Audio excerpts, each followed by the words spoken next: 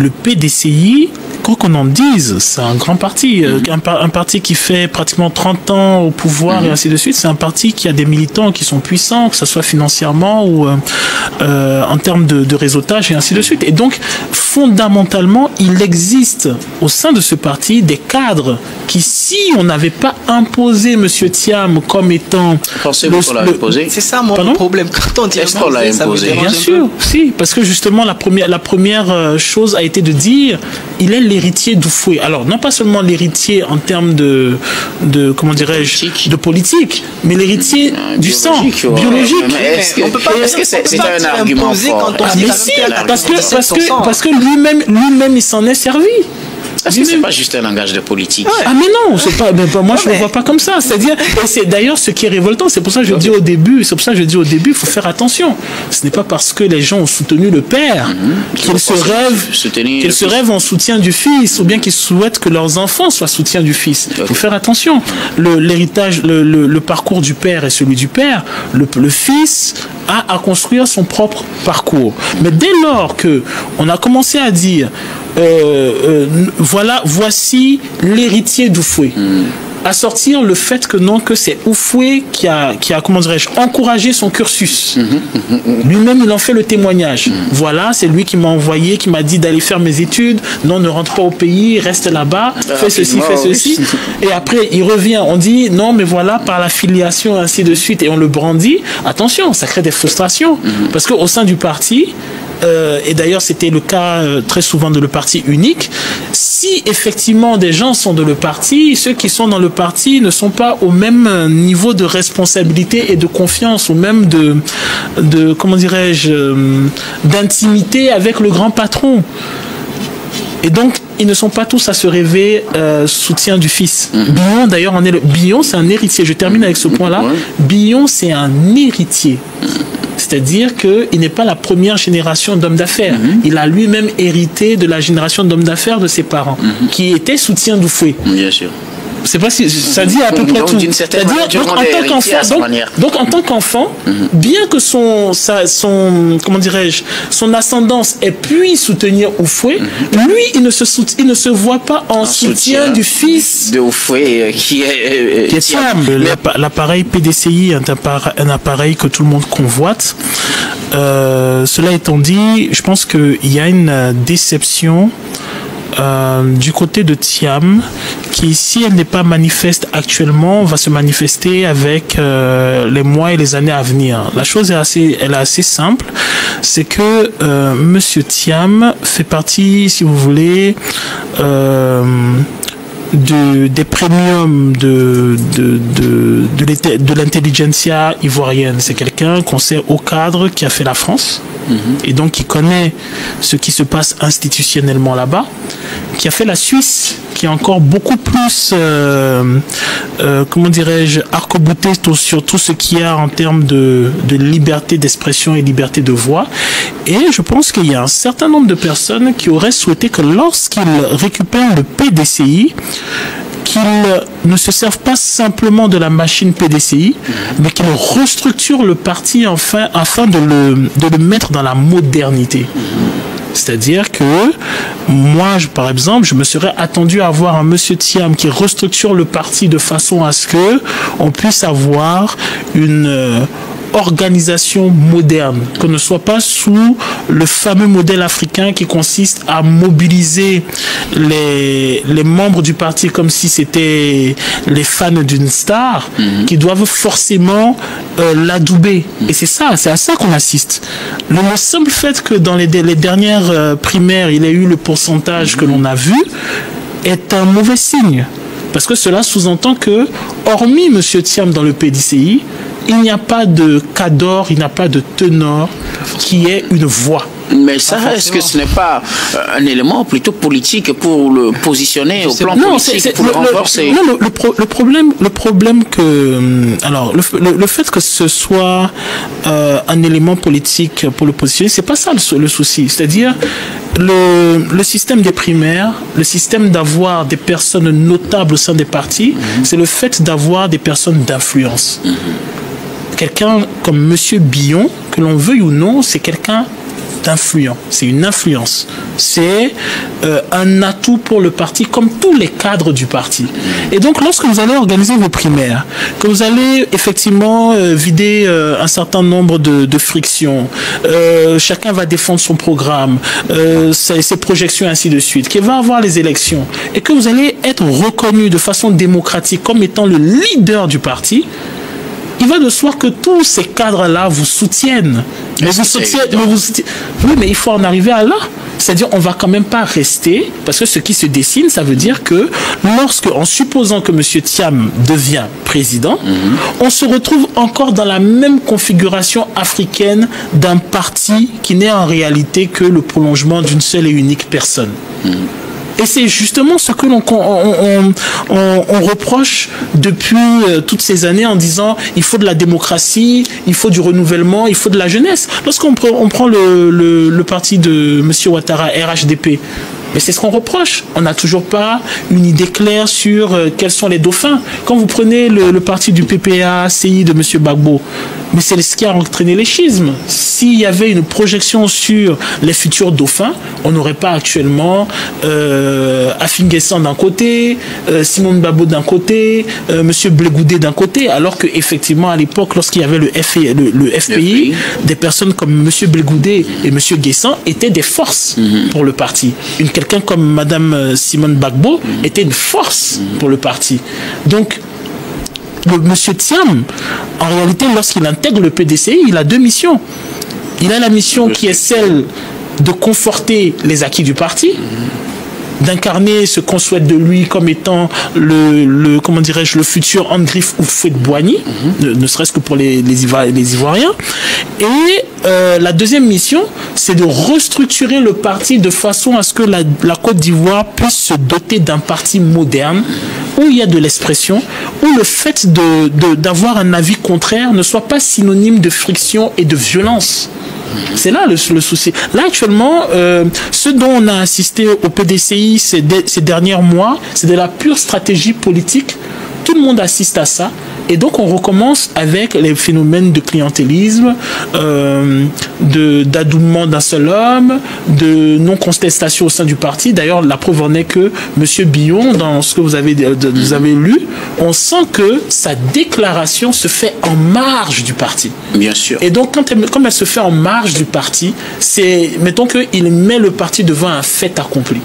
Vous prenez le cas de Mme Yako, c'est la même chose. Normalement, ce qu'elle exprime n'aurait pas dû conduire à autant de friction jusqu'à aller à au niveau de la justice.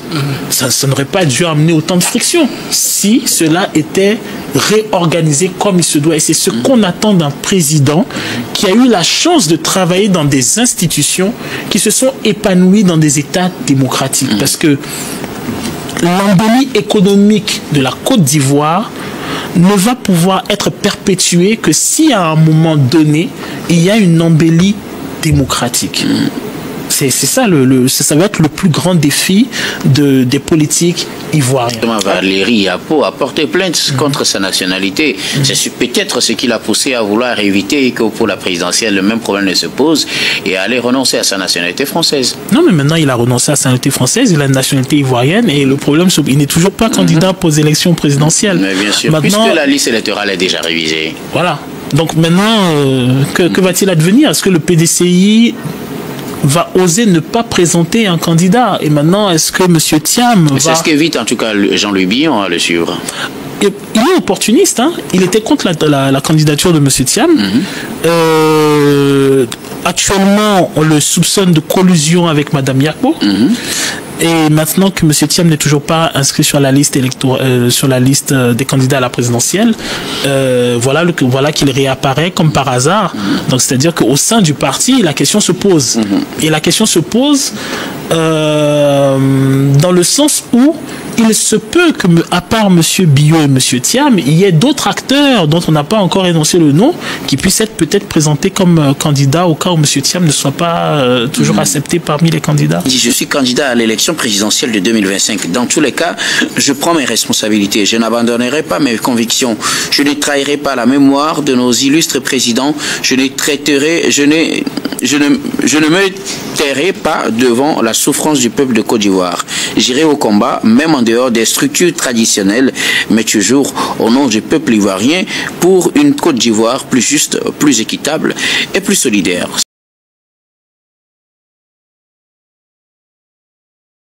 Nous parlons à présent de la Côte d'Ivoire et de la présidentielle de cette année. Jean-Louis Billon, prêt pour être candidat du PDCI. Jean-Louis Billon du PDCI sort de son silence depuis un moment. L'homme a préféré garder le silence face à la situation que traverse son parti et surtout le président du parti, aussi candidat. Je veux parler de Tidjane Thiam. Il avait aussi annoncé entre-temps qu'il voudrait être candidat du PDCI, sauf que pour les conventions, il ne s'est pas présenté, du moins sa dernière convention. Pour être candidat, il ne s'est pas présenté. Tidjane Thiam s'est présenté, c'est lui qui a été élu candidat. Il était d'ailleurs, entre-temps, président, il a renoncé, il a été réélu tout récemment président. Mais la situation juridique de Tidjane Thiam fait qu'il n'est pas sur la liste électorale. Une situation, si elle perdure et s'il n'y a pas de changement de situation, pourrait entraîner une non-présentation des candidats du PDCI, ce que ne voudrait pas Jean-Louis Billon, qui entre-temps, comme je le disais, avait déjà annoncé qu'il souhaiterait aussi être candidat. L'homme revient sur sa position, il voudrait bien être candidat, pour lui il est prêt, et pour éviter que le pays, le parti plutôt, ne sombre dans le silence face à cette présidentielle cruciale qui s'annonce en Côte d'Ivoire, Jean-Louis Billon se porte candidat, ou voudrait bien être le candidat du PDCI. Nous en parlons avec nos invités. Je commence par vous, Horus. Donc, oui, à défaut d'avoir Tidjane Thiam, Jean-Louis Billon se positionne pour être candidat du PDCI, puisque le parti n'est pas empêché de présenter un candidat, sauf que c'est le candidat qu'il présente qui pose problème à la justice. Bon, c'est de bonne guerre, mais après, c'est pas ce que j'aurais souhaité pour le PDCI. Ça fait un moment que Billon, disons, lance des jeux de phare pour pouvoir éventuellement être présenté comme candidat du PDCI. D'ailleurs, je pense que c'est un des premiers, justement, à avoir reproché à Thiam de ne pas connaître convenablement le pays et d'être en déconnexion flagrante avec les réalités fondamentales de ses compatriotes. Cela étant dit, je trouve que ce à quoi on assiste au PDCI est plutôt triste, parce que c'est pas, ça va pas dans les projections de ce qu'on souhaite pour l'Afrique en termes de liberté d'expression, de construction démocratique. La logique aurait été que, au sein du PDCI, on organise des primaires tout simplement et qu'on mette en phase chacun des candidats afin de dégager celui qui pourrait défendre le mieux les intérêts du parti. Ce qui avait été fait, et je rappelle que c'est seulement Tidjane Thiam qui a été candidat, il a été plébiscité d'ailleurs. Oui, cela. Mais c'est d'ailleurs ce que je trouve curieux, parce que lorsque Tidjane Thiam se présente, c'est étonnant de ne pas voir Billon, alors que justement, dès les premiers ressentis de la candidature de Thiam, on le voyait beaucoup intervenir, même sur les médias. Et étonnamment, à un moment, on le voit, on a l'impression qu'il y a eu, on va dire, une sorte de conciliabule qui a décidé de faire de lui quelqu'un de silencieux. Et que maintenant, au vu de ce qui se présente quant à la candidature de Thiam pour l'élection présidentielle, maintenant il réapparaît comme cela en faisant un geste de la main en disant coucou, je suis là.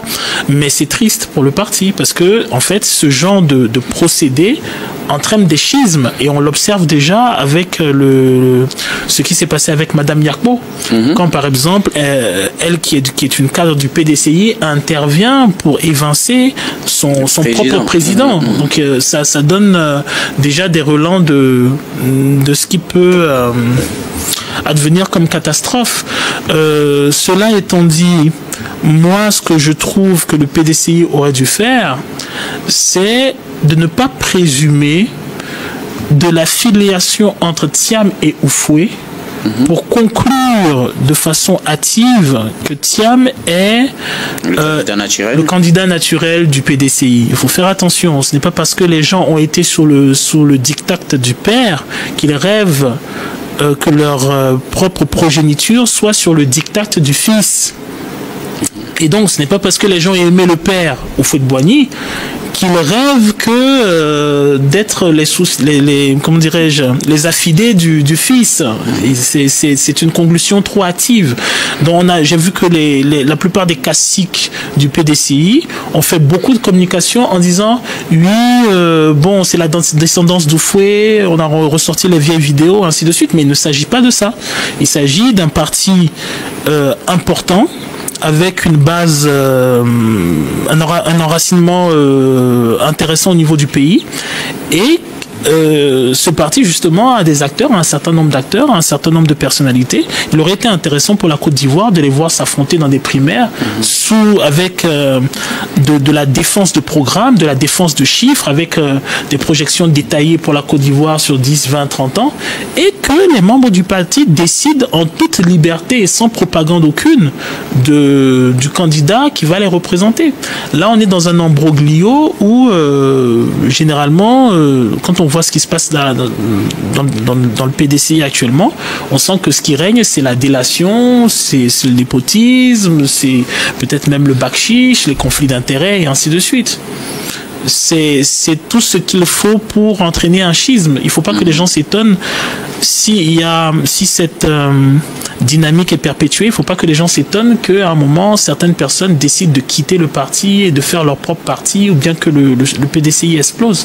Il faut faire très attention avec ça. Quant à M. Thiam, je pense que, ben oui, on peut s'inspirer de l'exemple du Sénégal. Si sa candidature ne peut pas être retenue, il peut effectivement avoir un autre candidat qui incarne les valeurs du parti.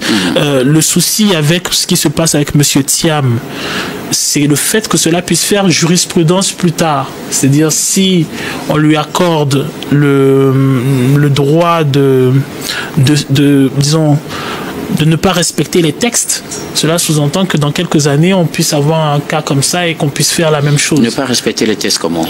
Les délais où il devait déposer sa candidature. Okay.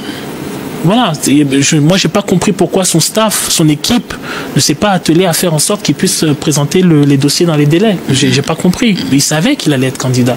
C'est étonnant que la résiliation de la nationalité française intervienne après le délai. C'est quelque chose de tout à fait curieux, alors que de facto tout le monde savait qu'il serait qu'un potentiel candidat. Par exemple, ça c'est un exemple. Cette affaire est intervenue puisque justement Valéry Yapo a porté plainte contre sa nationalité.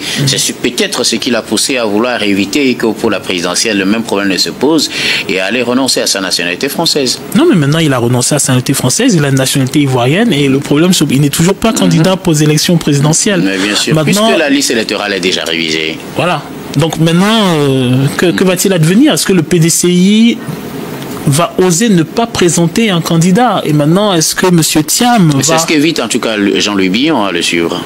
Il est opportuniste, hein. Il était contre la candidature de M. Thiam. Actuellement, on le soupçonne de collusion avec Mme Yapo. Et maintenant que M. Thiam n'est toujours pas inscrit sur la liste sur la liste des candidats à la présidentielle, voilà qu'il réapparaît comme par hasard. Donc c'est-à-dire qu'au sein du parti, la question se pose. Et la question se pose dans le sens où il se peut que, à part M. Billot et M. Thiam, il y ait d'autres acteurs dont on n'a pas encore énoncé le nom qui puissent être peut-être présentés comme candidats au cas où M. Thiam ne soit pas toujours accepté parmi les candidats. Merci beaucoup.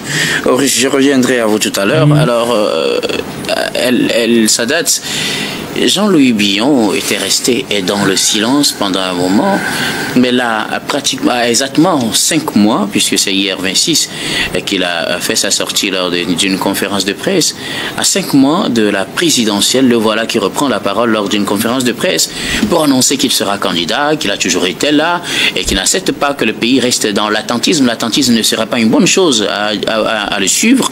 Et pour lui, c'est l'occasion pour qu'il se déclare une nouvelle fois candidat pour porter les ambitions non seulement du parti PDCI-RDA, mais il dit de toutes les façons, lui sera candidat. Vous savez, ça fait un peu rire et tout quand vous écoutez un peu les acteurs politiques avec leur jeu et tout cela.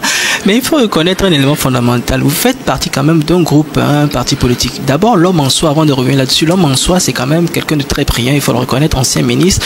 Il a donc fait ses preuves dans la politique ivoirienne. Vous parlez de Bion ou de Thiam? Non, de Bion. Ok. Oui, il a été aussi un ancien ministre. Oui, effectivement. C'est les deux l'ont été. Oui, bien évidemment, les deux ont été. Lui aussi, il a été. Il a fait quand même ses preuves.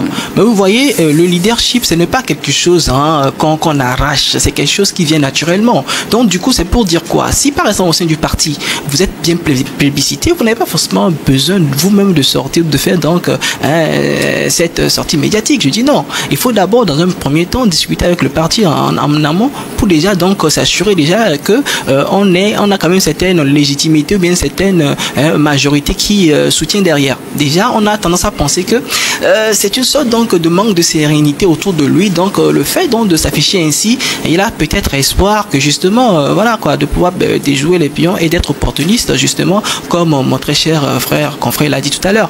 Mais il faut s'en rendre un élément fondamental. Les sorties médiatiques mesurées, c'est beau quand on est politique, mais attention, il faut aussi penser donc à la structure, à la base même de son parti politique. C'est très important. À quoi ça sert maintenant peut-être de sortir comme ça? Et si par exemple au sein du parti, il y a donc des travaux qui se font pour pouvoir dégager donc un candidat naturel? Qu'est-ce qu'en sait-on? On n'en sait rien. Mais pourquoi il n'a pas participé également donc aux conventions? Pourquoi il a été contre donc la nomination ou bien donc de Thiam? Et aujourd'hui donc comme ça subitement il sort derrière le parti pour se présenter. Il appartient au parti donc de publicité qui il veut pour je sais pas porter les couleurs du parti. Pour le moment, vu que cette option n'est pas sur la table, puisque, quand vous suivez la logique du PDCI, leur candidat, c'est Tidjane Thiam, et ils vont tout faire pour que Tidjane Thiam soit candidat à cette élection présidentielle. Jusque-là, le PDCI n'a pas encore parlé de plan B, le PDCI n'a pas encore ouvert peut-être une nouvelle convention pour choisir un candidat. La convention qui a eu lieu, Thiam était le seul candidat, il a été plébiscité à 99 et quelques %, et donc c'est lui le candidat naturel du parti. Vu qu'il n'y a pas encore de plan B et qu'il ne reste que 5 mois, est-ce qu'il n'est pas quand même temps que l'on sorte, comme il est dit, de l'attentisme pour se prononcer clairement qu'on veut être candidat? Bon, moi je dis toujours que les partis politiques, ce n'est pas en fait des entités qui ne savent pas ce qu'ils font. Hein. Mais regardez un peu l'histoire au Sénégal avec Sonko et puis Diomaye Faye, c'est pratiquement la même histoire. Il n'y a pas à se presser. Dans tous les cas, si ils font la lutte autour donc de Thiam jusqu'à un certain niveau, c'est plus facile maintenant de publiciter quelqu'un d'autre facilement. 5 mois, il y a encore du temps, il n'y a rien à se presser, puisque de toute façon, c'est le parti qui va dire finalement, vous savez, on n'a pas la possibilité, on nous a empêché à coup tel. Nous, vous présentons telle personne qui aussi épouse naturellement, et comme ça, on sent beaucoup plus donc de sérénité et donc de fusion, bien d'union. Tous les partisans votent pour ce candidat. Oui, c'est beaucoup plus intéressant que de. Mais s'il lui sort, il dit qu'il veut être un candidat, qu'il veut porter les espoirs de la Côte d'Ivoire, est-ce que ça ne va pas aussi traîner des foules? Bon, oui, mais vous savez, ça donne l'impression comme si au niveau donc, du parti, il y a un petit malaise le concernant. Vous voyez un peu ce que je veux dire? C'est comme s'il y a. Est-ce que c'est une impression ou c'est une réalité? Aujourd'hui, c'est une réalité. Et puisque aussi, nous estimons que déjà dès le début, il y a eu dans ce long silence-là. Après, il a combattu naturellement. Donc, le fait que Thiam soit candidat, on doit naturellement comprendre qu'il y a de cela. Mais comme je le dis, c'est en politique. Chacun donc joue sur la base donc de la guerre de communication pour se positionner justement. Mais qui sait? C'est un coup d'essai. Il se peut qu'en le faisant aussi, il peut s'attirer l'attention et puis la sympathie donc d'un certain nombre de sympathisants aussi qui peuvent derrière maintenant porter au haut également donc ses ambitions politiques. C'est aussi possible. Ou bien il a fait cela pour voir un peu la tendance avant maintenant de retourner vers la base pour dire, vous voyez, j'ai fait ceci, il y a tel nombre de personnes derrière moi, du coup, je suis le candidat naturel pour remplacer Thiam. Vous voyez, c'est des stratégies de politiciens. Selon les indiscrétions, il n'aurait pas encore pris langue avec le bureau politique, il n'aurait pas encore discuté avec le sommet du parti pour voir ce qu'il en est réellement. Est-ce qu'on est en train peut-être de se diriger petit à petit vers une scission? Parce que si vous suivez ce qu'il dit, il dit je suis candidat à l'élection présidentielle de 2025. Dans tous les cas, je prends mes responsabilités. Je n'abandonnerai pas mes convictions.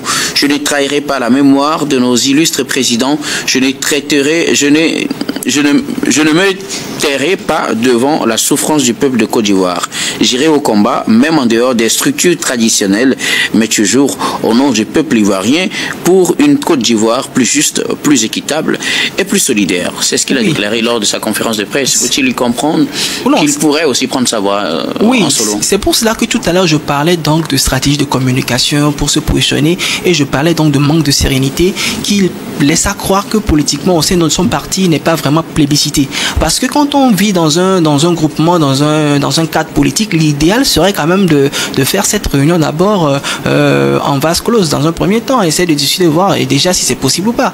Mais je pense qu'il a fait ça, il sait bien ce qu'il est en train de faire. Comme on dit, c'est une opportunité, il lance quand même donc la mission comme ça dans l'eau, il va voir un peu ce que ça va donner et je pense qu'il va se positionner par rapport à cela. Et justement, il faut aussi craindre la scission. Et pendant donc cette crainte de scission, en fonction donc de la réaction, du retour qu'on aura vis-à-vis donc de l'opinion, je pense que et son parti et lui-même pourront donc se positionner par rapport à ce sujet-là, justement. Mais pour le moment, on ne peut pas véritablement parler de scission, mais c'est une lecture qu'on fera en fonction donc des retombées de sa réaction voilà, sur les médias.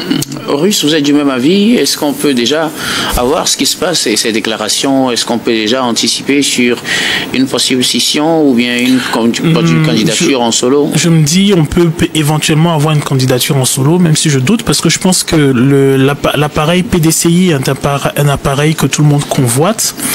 Cela étant dit, je pense qu'il y a une déception du côté de Thiam, qui, si elle n'est pas manifeste actuellement, va se manifester avec les mois et les années à venir. La chose est assez simple, c'est que Monsieur Thiam fait partie, si vous voulez, des premiums de l'intelligentsia ivoirienne. C'est quelqu'un qu'on sait au cadre qui a fait la France et donc qui connaît ce qui se passe institutionnellement là-bas, qui a fait la Suisse, qui est encore beaucoup plus, comment dirais-je, arc-bouté sur tout ce qu'il y a en termes de liberté d'expression et liberté de voix. Et je pense qu'il y a un certain nombre de personnes qui auraient souhaité que lorsqu'ils récupèrent le PDCI, qu'ils ne se servent pas simplement de la machine PDCI, mais qu'ils restructurent le parti afin de le mettre dans la modernité. C'est-à-dire que moi, par exemple, je me serais attendu à avoir un monsieur Thiam qui restructure le parti de façon à ce que on puisse avoir une organisation moderne, qu'on ne soit pas sous le fameux modèle africain qui consiste à mobiliser les membres du parti comme si c'était les fans d'une star qui doivent forcément l'adouber. Et c'est à ça qu'on assiste. Le simple fait que dans les dernières primaires, il ait eu le pourcentage que l'on a vu est un mauvais signe. Parce que cela sous-entend que, hormis M. Thiam dans le PDCI, il n'y a pas de cadre, il n'y a pas de ténor qui ait une voix. Mais ça, est-ce que ce n'est pas un élément plutôt politique pour le positionner au plan politique, pour le renforcer? Non, le problème que... Alors, le fait que ce soit un élément politique pour le positionner, c'est pas ça le souci. C'est-à-dire, le système des primaires, le système d'avoir des personnes notables au sein des partis, c'est le fait d'avoir des personnes d'influence. Quelqu'un comme M. Billon, que l'on veuille ou non, c'est quelqu'un d'influent. C'est une influence. C'est un atout pour le parti, comme tous les cadres du parti. Et donc, lorsque vous allez organiser vos primaires, que vous allez effectivement vider un certain nombre de frictions, chacun va défendre son programme, ses projections, ainsi de suite, qu'il va avoir les élections, et que vous allez être reconnu de façon démocratique comme étant le leader du parti, il va de soi que tous ces cadres-là vous soutiennent. Oui, mais il faut en arriver à là. C'est-à-dire, on va quand même pas rester, parce que ce qui se dessine, ça veut dire que en supposant que M. Thiam devient président, on se retrouve encore dans la même configuration africaine d'un parti qui n'est en réalité que le prolongement d'une seule et unique personne.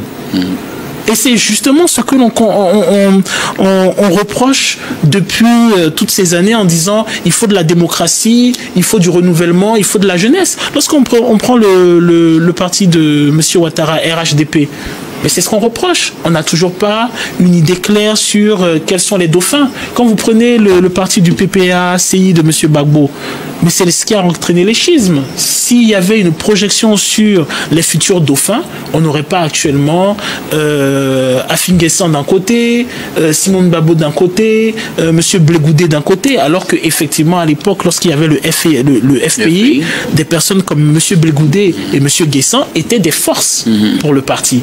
Quelqu'un comme Mme Simone Gbagbo était une force pour le parti.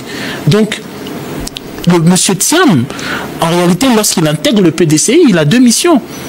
Il a la mission qui est celle de conforter les acquis du parti, d'incarner ce qu'on souhaite de lui comme étant comment dirais-je, le futur Andrif Houphouët-Boigny, ne serait-ce que pour les Ivoiriens.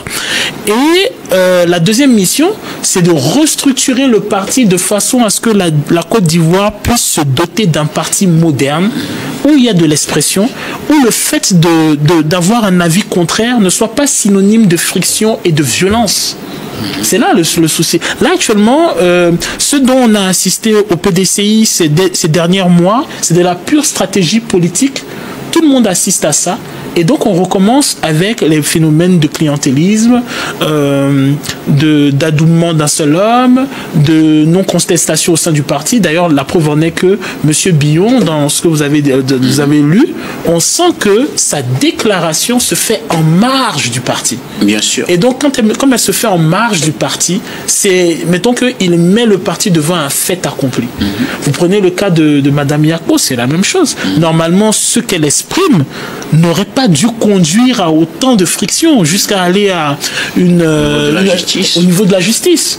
Ça n'aurait pas dû amener autant de friction si cela était réorganisé comme il se doit. Et c'est ce qu'on attend d'un président qui a eu la chance de travailler dans des institutions qui se sont épanouies dans des États démocratiques. Parce que l'embellie économique de la Côte d'Ivoire ne va pouvoir être perpétuée que si à un moment donné, il y a une embellie démocratique. C'est ça, ça va être le plus grand défi des politiques ivoiriens. Alors,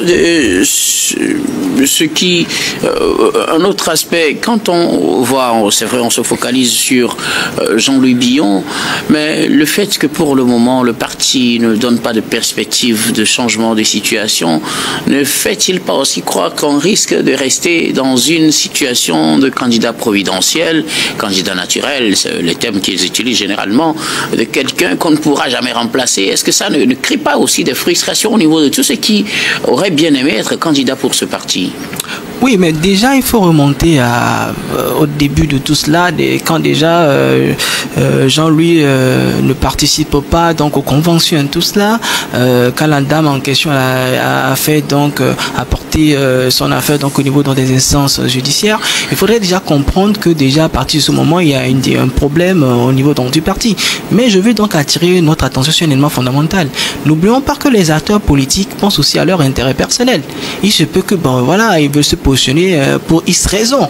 Et cela peut entraîner cette friction dont nous parlions. Il se peut également que non, au niveau donc du parti, il y a eu donc des discussions, mais certains n'étaient pas pour. Et là, on ne peut pas forcer également. Et donc, justement, ces sorties-là peuvent donc donner l'impression à d'autres personnes donc de les récupérer. C'est encore politique. Et certaines personnes savent naturellement faire ce genre de jeu. Et il ne faut pas donc nous voiler la face par rapport donc à cette réalité. Et pour revenir donc à la question de Guillaume, vous savez, justement, aujourd'hui, il est très important de comprendre que stratégiquement parlant, les partis se positionnent. 5 mois, je pense qu'il y a encore du temps.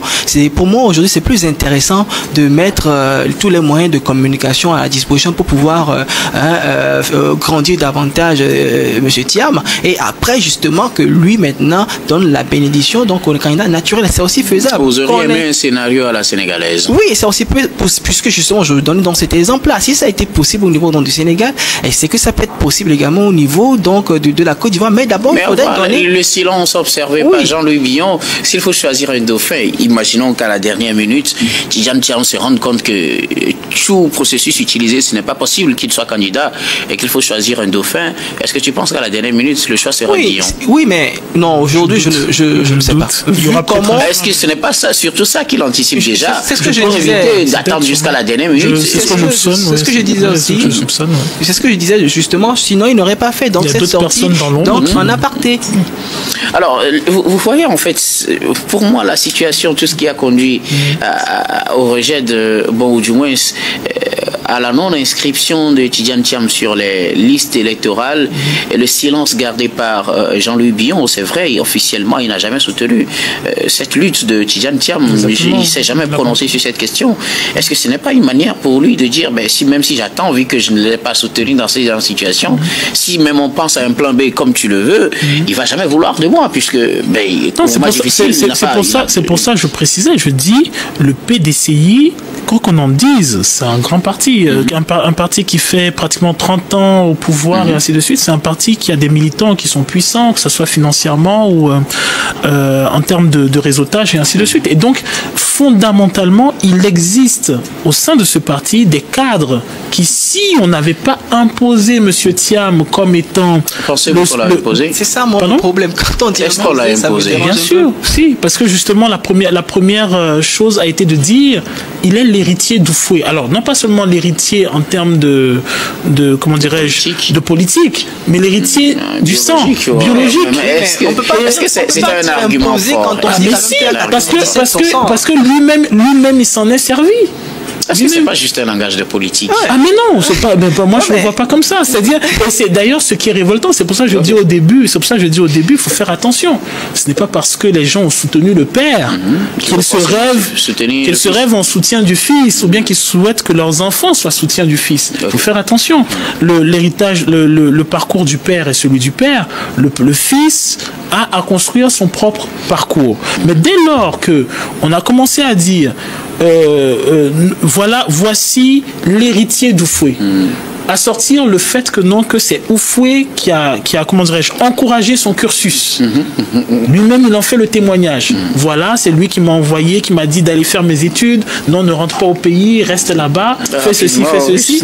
Et après, il revient, on dit, non, mais voilà, par la filiation, ainsi de suite, et on le brandit. Attention, ça crée des frustrations. Parce qu'au sein du parti, et d'ailleurs c'était le cas très souvent de le parti unique, si effectivement des gens sont de le parti, ceux qui sont dans le parti ne sont pas au même niveau de responsabilité et de confiance, ou même de comment dirais-je, d'intimité avec le grand patron. Et donc, ils ne sont pas tous à se rêver soutien du fils. Billon, d'ailleurs, Billon, c'est un héritier. Je termine avec ce point-là. Billon, c'est un héritier. C'est-à-dire qu'il n'est pas la première génération d'hommes d'affaires. Il a lui-même hérité de la génération d'hommes d'affaires de ses parents, qui étaient soutiens d'Oufoué. Bien sûr. C'est pas si ça dit à peu près tout. Donc en tant qu'enfant, bien que son comment dirais-je, son ascendance ait pu soutenir Oufoué, lui il ne se voit pas en soutien du fils de Oufoué qui est femme.